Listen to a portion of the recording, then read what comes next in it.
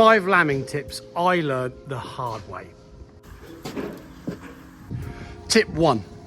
Before you're even lambing, look out for twin lamb disease.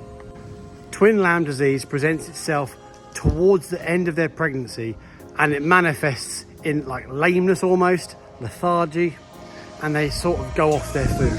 It's crucial you seek advice when this happens, and you can often get like a sugary drink that you administer via oral drench. This essentially boosts them, gives them a little kick of energy and nutrition for the little babies inside, and that really helps. I've learnt this the hard way with sheep and with goats. I've done this myself. I've noticed there's a problem and I didn't know what it was. So look out for twin lamb disease. I've got a bag in there for. Tip number 2, interference too soon or interference too late. Interfere too late. If you notice anything like the colour yellow, that is meconium.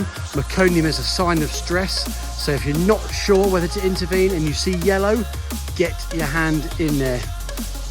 Other keys to intervening: if you see a back leg, a tail, or if you see only 1 foot, or a nose and no feet, or a nose and 1 foot, etc. If it doesn't look right, have a feel, have a look, and if you're ever unsure, always ring the vet. Tip 3, cross-contamination and disinfection.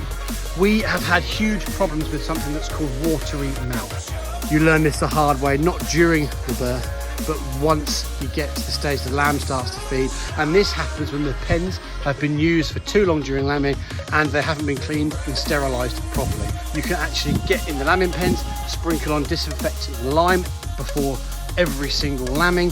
That will help kill diseases and germs, etc. Or even have some antibacterial gel close to hand, or even better, use gloves.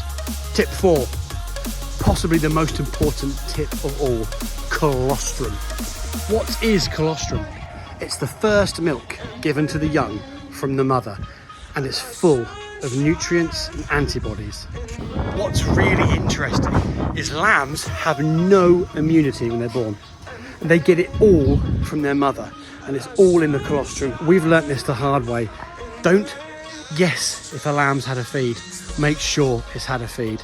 Tip the mum over, get the lamb stuck on the teat, and if you're not sure if the lamb's fed, you can buy powdered colostrum, which isn't as good as the real thing, but it might just get you out of trouble. And finally, tip number 5, mastitis. Mastitis is possibly the worst of all because it creeps up on you well after the lamb has been born. Keep an eye on the udder. If you see any signs of redness, soreness or hardness, or all of those things, bring your vet, or if you know what you're doing, you can administer your own antibiotics and anti-inflammatory. What happens during mastitis is that the udder of the sheep goes hard and stops milk flow. And once the milk flow stops, it can cause an infection that goes throughout the mother's body and can actually kill the mother. But what's even more annoying is it can happen at any time.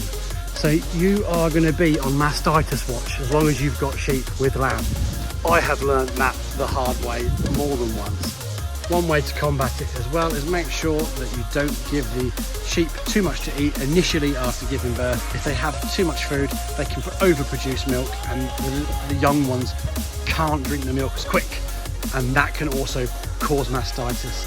So we'll just go over them one more time, and I'll try and put some things up in the description if you want to look back and have a read. So thank you ever so much. Please don't forget to like and subscribe to my channel if you enjoyed this video.